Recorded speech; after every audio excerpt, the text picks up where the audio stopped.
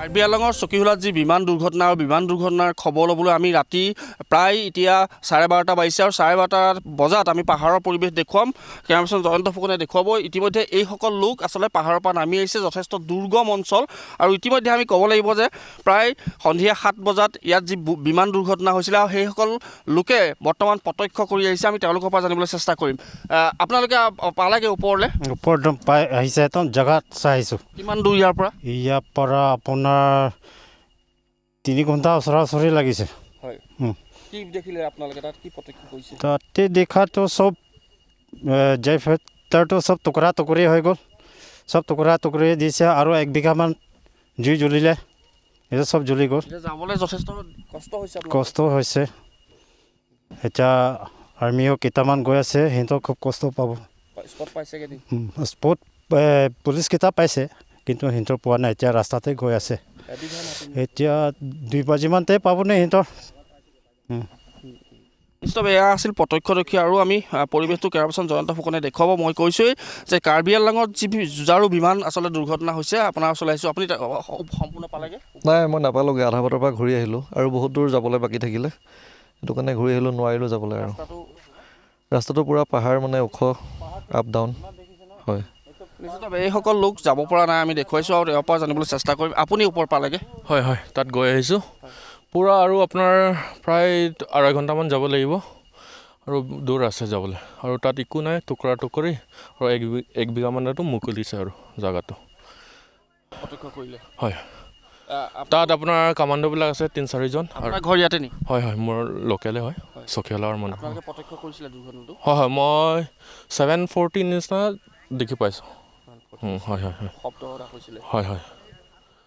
নিশ্চয় কেমেৰাপাৰ্চন জয়ন্ত ফুকনে দেখুৱাব। মই কৈছোঁ যথেষ্ট দুৰ্গম পাহাৰ আৰু আমাৰ যিহেতু কেমেৰা লৈ উঠাত যথেষ্ট অসুবিধাৰ সন্মুখীন হৈছোঁ। নিশা 12:30 পাৰ হৈ গৈছে। তাৰ সমান্তৰালভাৱে আমি দেখুৱাইছোঁ যে যথেষ্ট ওখ যিসকল লোক আমি পাইছোঁ আধা বাটতে, তেওঁলোকৰ পৰা তেওঁলোকে কি দেখিছে, কি প্ৰত্যক্ষ কৰিছে, তাক জানিবলৈ চেষ্টা কৰিছোঁ।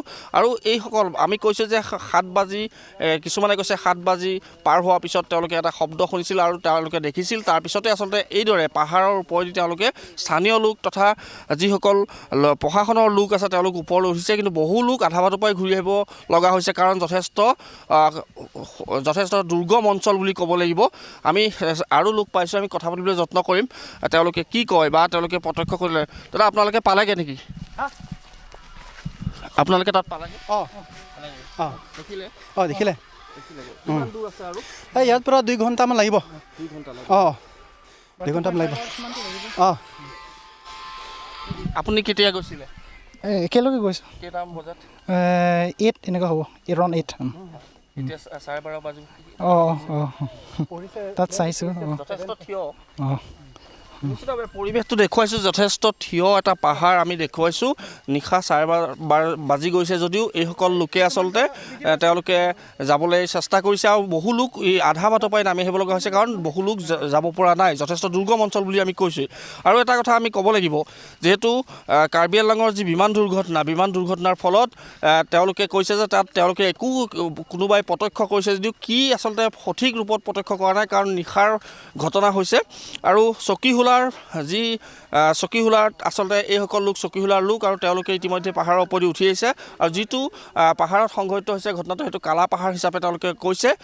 কালা পাহাৰত এই ঘটনাটো সংঘটিত হৈছে। আৰু পৰিৱেশটো আমি দেখুৱাইছোঁ, আমি তললৈও পৰিৱেশটো যদি দেখুৱাব পাৰোঁ, যথেষ্ট ওখ স্থানত আমি আছোঁ। আৰু ইতিমধ্যে যিসকল লোক আচলতে ইয়াৰ পৰা গুচি গৈছে, যথেষ্ট দুৰ্গম। আৰু এয়া পৰিৱেশ নিশা প্ৰায় 12:30 বাজি পাৰ হৈছে। তাৰপিছত নিশাৰ এই ধৰণৰ পৰিৱেশ আমি দেখুৱাইছোঁ। যিসকল লোক বা সংবাদ মাধ্যমৰ লোকো যথেষ্ট আধা বাটতে ৰৈ দিব লগা হৈছে, যথেষ্ট থিয় যিটো পাহাৰ। ইতিমধ্যে আমি কৈছোঁৱেই বৰ্তমান সময়লৈকে প্ৰশাসনৰ লোক গৈছে যদিও তেওঁলোকে নিৰ্দিষ্ট যি স্থান, সেই স্থানত কিন্তু উপনীত হ'বগৈ পৰাগৈ নাই। কাৰণ আমি ইতিমধ্যেই কৈছোঁ যে যিটো স্থান যথেষ্ট দুৰ্গম অঞ্চল, আৰু সেইবাবে হয়তো বহু লোক আধা বাটৰ পৰাই ঘূৰি আহিব লগা হৈছে। আৰু যিহেতু আমাৰ যিসমূহ সঁজুলি আছে, সেইসমূহ সঁজুলিলৈ উঠাত কিছু আমাৰ বাধাৰ সন্মুখীন হৈছোঁ, যাৰ বাবে ইয়াৰ পৰাই আচলতে পৰিৱেশসমূহ দেখুৱাইছোঁ। নিশাৰ পৰিৱেশ এয়া।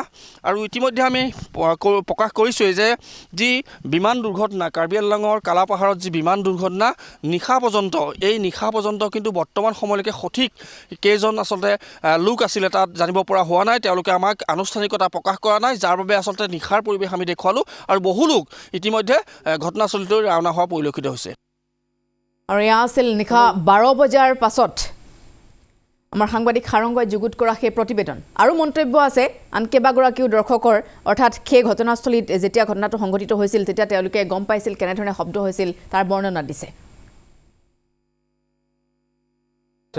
शाम में 6:40-45 ऐसा है 6:30 ऐसा ही होगा लेकिन जो इसी तरह तो देखा नहीं है लेकिन इसी समय में वो एक जेट फाइटर उड़ रहा है 2 तो ऐसे इधर उड़ रहा है हम लोग को शाम में तो देखा है तो एक लक्ष्य में एक फाइटर आया है वो थोड़ा नीचे आ रहा है तो नीचे आकर क्यों इतना नीचे आया है यहाँ से तो देखा है कि इधर आके हम लोग तो इधर से 5 किलोमीटर ऐसा होगा तो हम लोग देखा है कि इधर पूरा आवाज हो रहा है और ब्लास्ट हो गया है नहीं देखा है हम लोग देखा है खुद देखा है तो इधर आग उगला रहा है पूरे ऐसा फायर हो गया है ये कौन सा जगह है इस जगह का नाम है चुकीवाला वो नीली ब्लॉक का नजदीक है पहाड़ का वो सटीक तो कह नहीं सका लेकिन वो काला पहाड़ ऐसा बोला है इंगलोंग इक्पो कार्बी में वो इंगलोंग इक्पो एक आसपास में होगा अभी तक तो जगह तो पहचानता नहीं लेकिन अभी तो इधर आ रहा है तो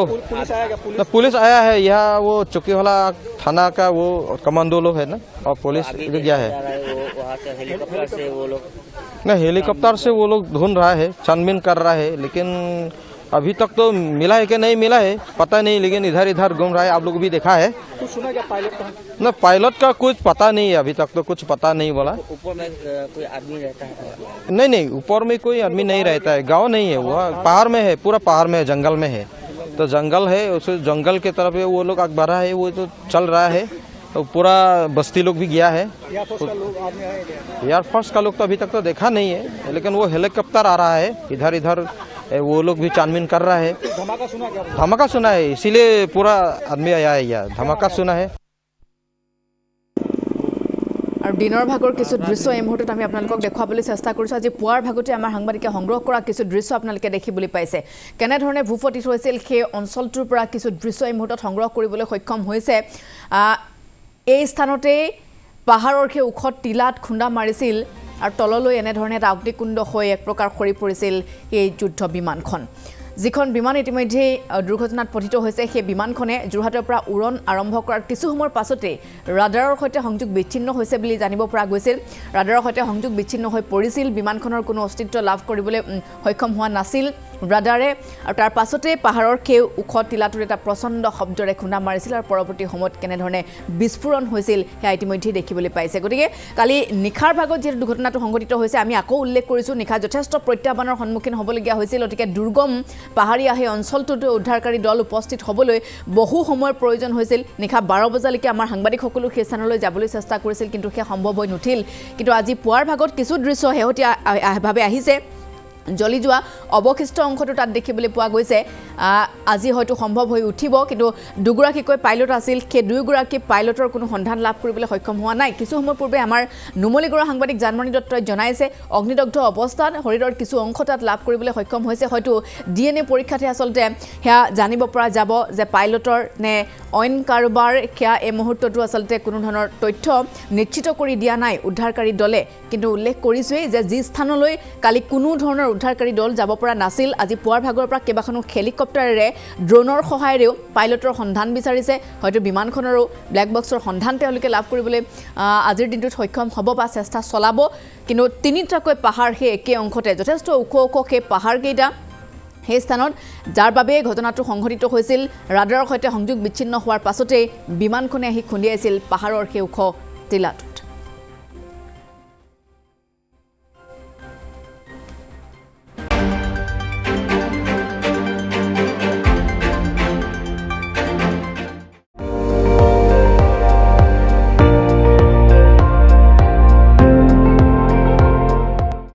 আপুনি চাই আছে ND24 সৰ্বশ্ৰেষ্ঠ নহয় সৰ্বোত্তমৰ দৌৰত